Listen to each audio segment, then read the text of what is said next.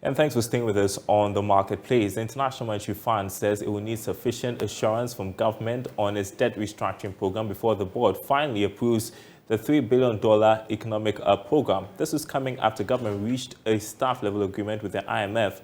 Now, addressing journalists on how soon the money will hit the accounts of the Bank of Ghana, team lead of the IMF mission to Ghana, Stefan Hodé, maintained that government would have to come clear on its domestic exchange program.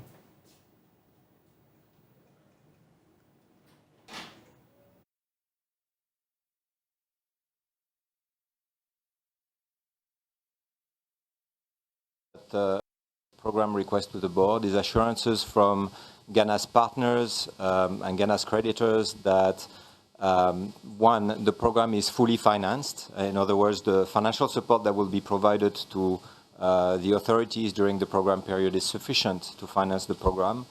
And two, that the program taken together, the fiscal consolidation path, the comprehensive debt restructuring that the authorities have launched will be sufficient to reestablish debt sustainability. And so as soon as we have assurances from creditors that this will be the case, when sufficient progress on that front, we will be able to present the program to our board. And as to the follow-up question that you had on when the money would hit Ghana's accounts, that would happen very, very shortly after the program has been approved by the board. Well, meanwhile, Finance Minister Ken Ofori-Atta has indicated government will continue to engage stakeholders on the debt exchange program. All of these three partners with the debt operations is really the lift that we have of this SLA, and therefore all of us doing our part to make sure that this confidence is built on and we move on to create that macro stability, and that would then ensure that we all participate in a much stronger Ghana. So yes, the challenges that we'll have, we're going to have challenges with the parameters that we unfold for each of these groupings, and the issue for all of us is a commitment to end this crisis in a way, and so we'll have I expect that we'll have positive discussions and as always move to a solution that would ensure that we remain within the landing zone that has been ascribed. Well, government indicating it is optimistic that it will soon be able to close negotiations with all stakeholders on the debt exchange program. This should aid the first tranche of disbursement from the IMF by first quarter of 2023 after the board approval during that period. Abnor Sasari is Deputy Minister of Finance. It's more about engaging the people and telling them why we believe at this point in time in the history of the nation, we need to go in for a debt operations. We have started engaging. Yesterday, we met the pension funds, and consistently we will engage all the stakeholders. And I believe that it is in the interest of the state that we do this now.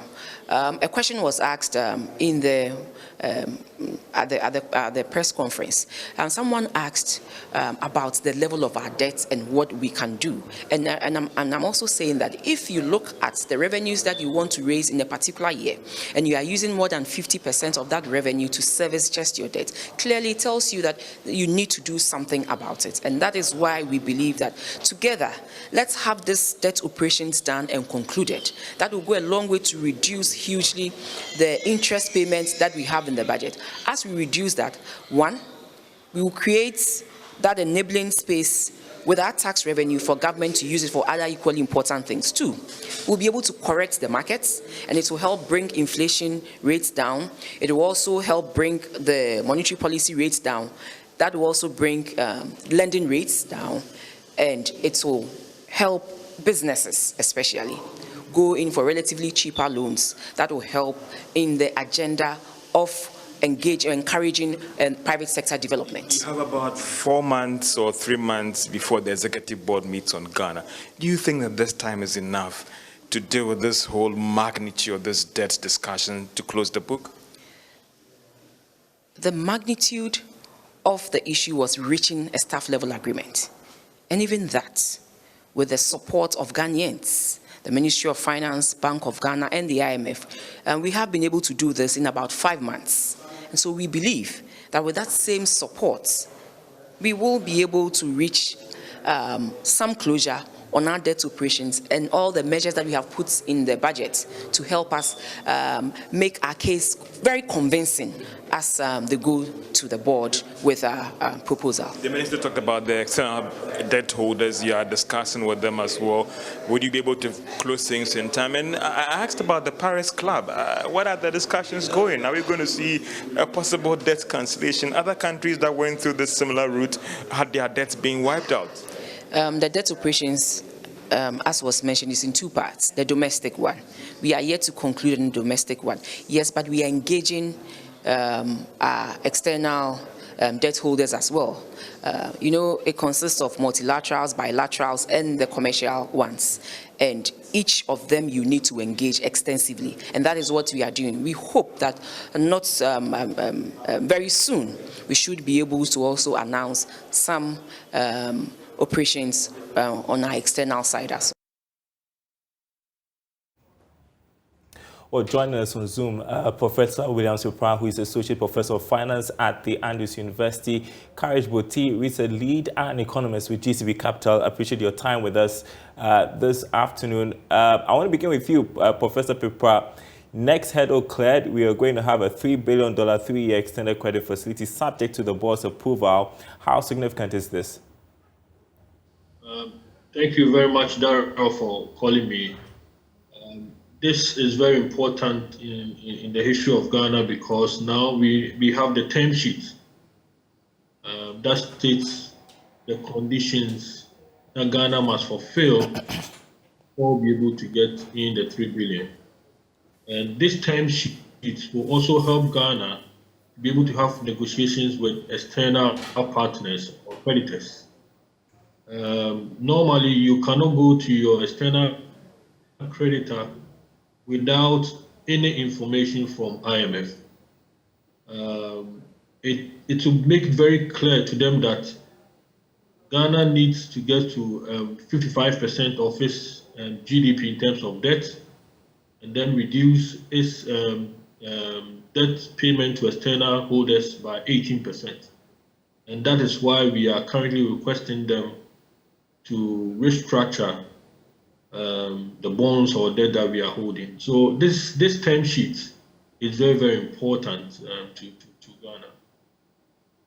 All right, Courage, so the next critical thing is to get the executive board's approval. Significant note that the IMF says it needs assurances on our debt restructuring program before the proposal can be forwarded to the board for approval. As it stands now, government is facing resistance to its debt exchange program. We need to get our acts together, don't we?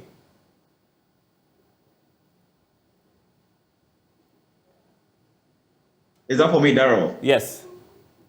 Yeah, I lost you a bit. If you could retake the question. Sorry. Yeah, so I was just making a point that the IMF mission head to Ghana during his address said they needed assurances on our debt restructuring program before a proposal can be forwarded to the board for approval. And I was just making the point that as it stands now, government is facing resistance to its debt exchange program. And so it appears we need to get our acts together when it comes to the debt exchange program and the sort of resistance we are seeing from, for instance, the Labour Front. Definitely, and that cannot be overemphasized, really. So the first necessary step is a staff-level agreement, which is now in the bag, but we still have it all to do. Of course, the external debt restructuring will happen, but it's not a precondition for a board approval, actually. I think what is the domestic one. You need to show progress about your intentions to restructure your debt. Now the announcement has been made, a significant one. We've seen the market's reception of that announcement, and I understand, as the Deputy Minister put it across, engagements are ongoing. Possibly, there could be some compromises here and there, either from us investors or from the government in terms of varying the terms. But the question again is, even if you have agreed to vary the terms of such debt restructuring, how will it impact the overall plan of achieving 55% debt to GDP ratio by 2028? and what implication will it have for the interest cost on the domestic market and all those other considerations really. And so it's still up there to do. Why we decided to announce the debt exchange program before we started engaging the market for probably their take on it is quite baffling, given the kind of speed we needed to achieve a program really. But I dare say that this whole process, depending on how long it will take and how yielding the domestic market could be or otherwise, we might not have an approval in place maybe in the next 2-3 weeks or so. It will drag a bit, and it will depend on what concessions the government has to make at this point in time. And of course, how willing we are as a populace also to cooperate with the government. So we still have it all to do at this point in time, even after the staff level agreement. All right, and Prof. Courage makes a point that the external debt restructuring is not a precondition for an IMF deal, but we're yet to hear anything about that. What would that look like? And there are also indications that the government may be forced to make some more cuts. What are we to expect? Daryl, let me make it clear. What IMF requires is a total debt restructuring. So our government will do it, whether you focus on your local debt or external debt, is very, very an important factor. But IMF, in the statement given by IMF, they are requiring that external debt servicing should not be more than 18% of revenue generated within the country, which means that the current position will also require external debtors to see some debt, let me put it, haircut, because they will understand. Because by June, a government will have to pay like $663 million on bond coupon payment alone. This is more than the 18% that of our GDP. So it really means that we need external debt holders or creditors to also come in. As government is focusing on the local side, to be able to achieve these two main key elements that the fund is requesting us to show or demonstrate, it means that, and let me put the two things mentioning. One, we should demonstrate that by 2027, our debt to GDP will get to 55%. Now it has been settled that anytime our debt to GDP moves to about 55%, we are moving into debt distress. Anytime our repayment of external debt exceeds 18% of our total revenues in the country, it means that we also need debt distress.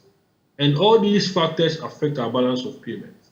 So that is why it is very, very important, and the government may have to focus on what to cut. If you listen to the program very well, it gives room for social interventions. I'm expecting that government may have to look at its capital expenditure. And then also we haven't talked about the size of government. That demonstration must be well be in place for government to demonstrate that yes, the size of government purse is being reduced. And then also looking at the statement very carefully, you will see that it talks about monitoring and control mechanisms that government put in place, and then reporting practices.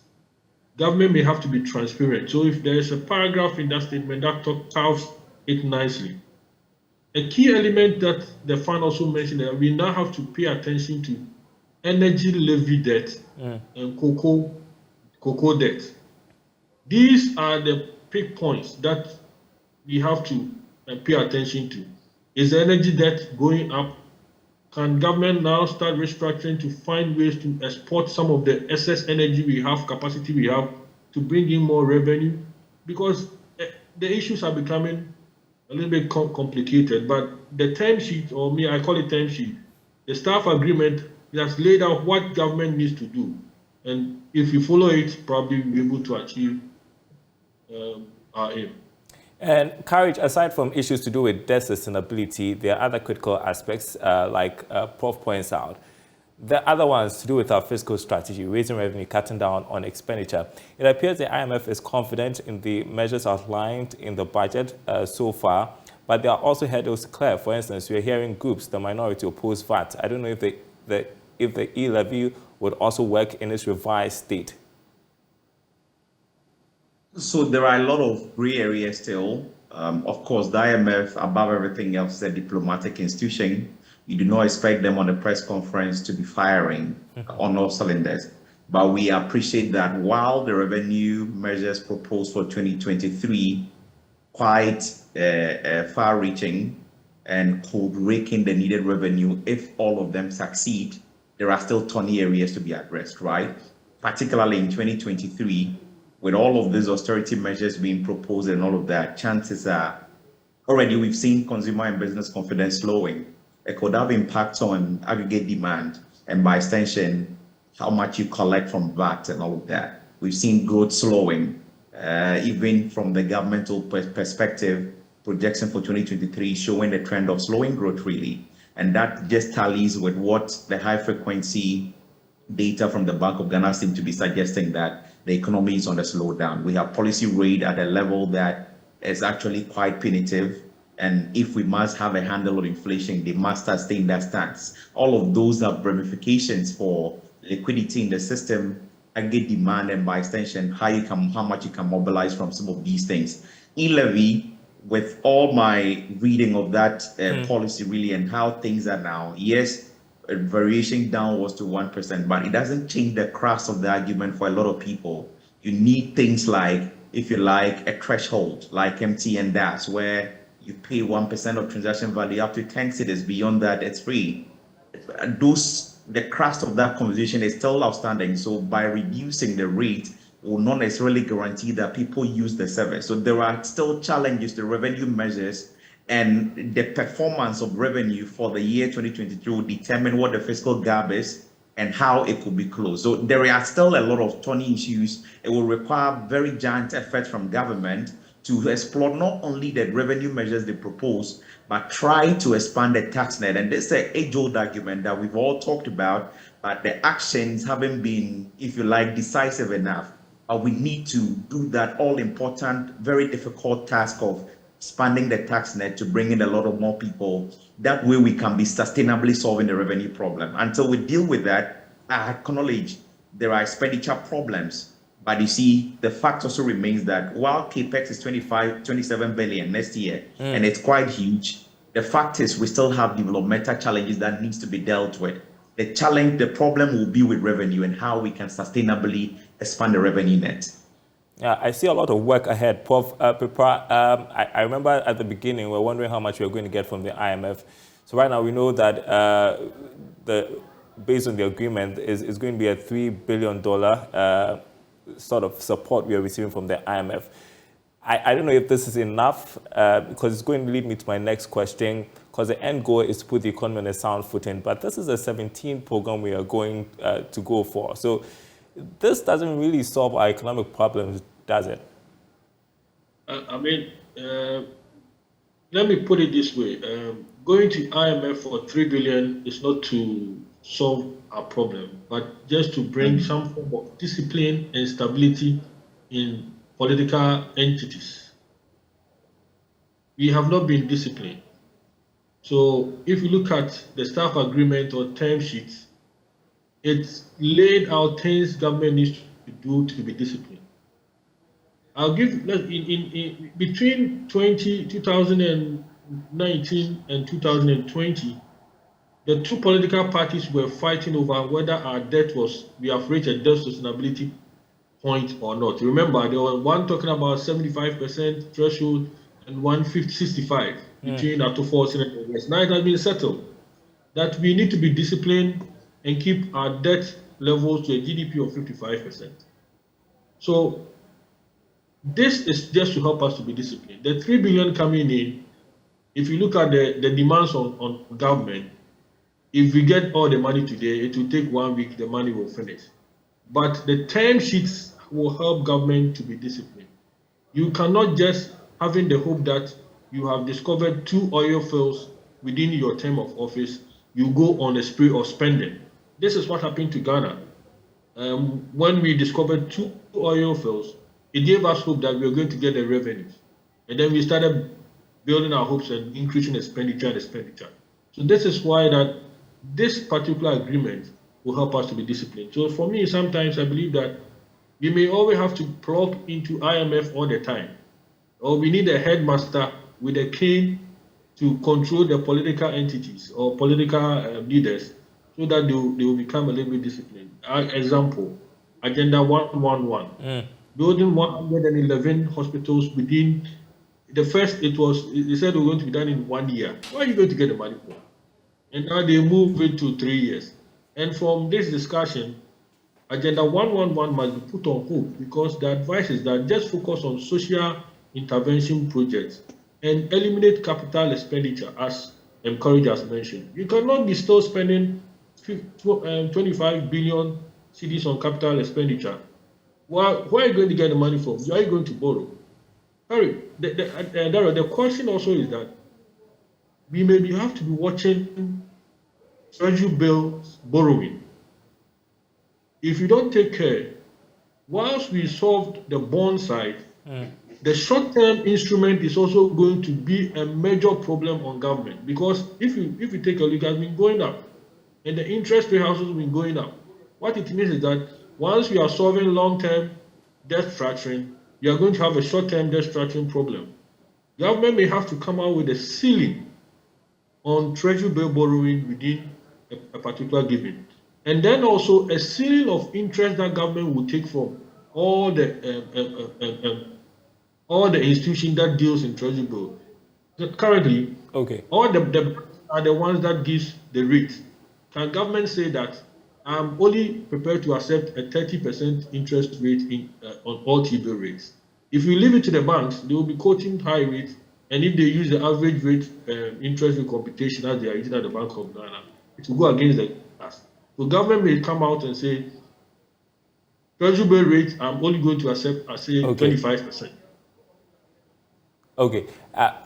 I brought that up because expectations are high. I just have 1 minute. I'm going to hand it to Courage because our top story on myjoyonline.com/business, economy is responding positively to this announcement.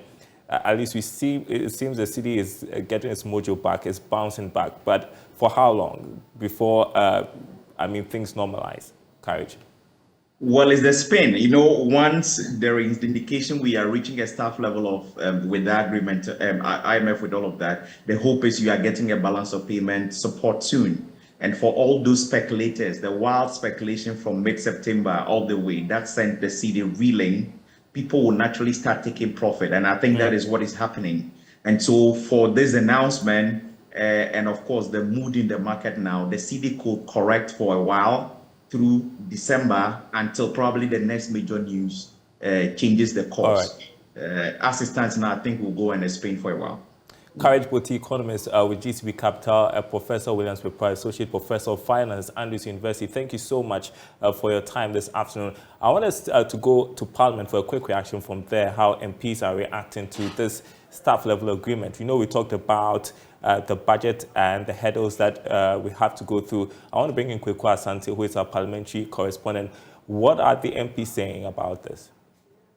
So, Daryl, it's been mixed reactions. We've been hearing from NDC MPs who say that, well, they are a bit excited that government is getting this staff level agreement, but they are only skeptical that it will take a longer period to be able to get that board level approval from the IMF and from that board that is expected to happen next year.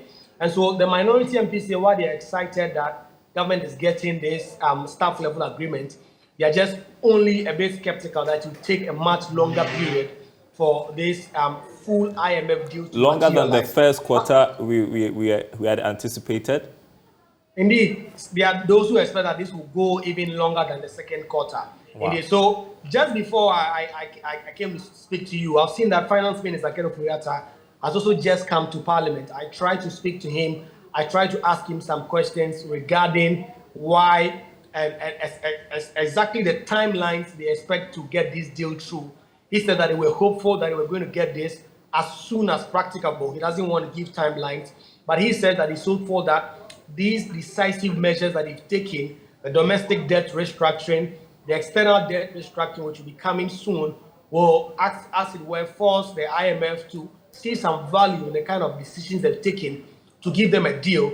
He insists, and others insist also, that this $3 billion is critical to saving Ghana's economy. But there are those who have said, including Murtala Ibrahim Mohammed, on the minority side, that this rejection from organized labor, we heard from the TUC yesterday, who said they do not want their pension funds to be included in this domestic debt restructuring. They say that this, in the long run, will hamper government's effort to get the board approval, which will signal the money coming into the economy to give that kind of credibility. The NDP MPs, on the other hand, say that, well, government had always insisted that we're going to get this before the end of the year. But mind you, one of the reasons NDP MPs gave for giving Finance Minister the opportunity to present the budget is that the president had promised to sack him after the IMF talks. They say that this signals some movement for the IMF to finish the talks, for government to take a decision on Finance Minister. All right, Kwawu Asante, thank you so much. That's the marketplace, everyone. Thanks for watching. My name is Daryl. We'll be back same time tomorrow.